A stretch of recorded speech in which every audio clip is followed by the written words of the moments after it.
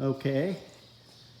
You can see that the Alabama truck doesn't show any rust other than a little bit of surface.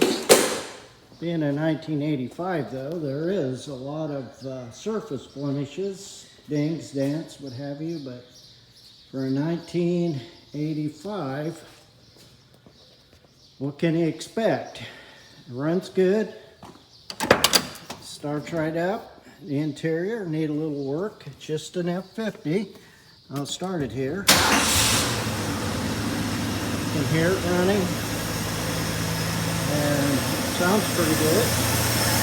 It's a 36-year-old truck. Got 3 new parts on it, you can see. But overall, pretty good shape. Look forward to sharing with you later on more about the 1985 truck.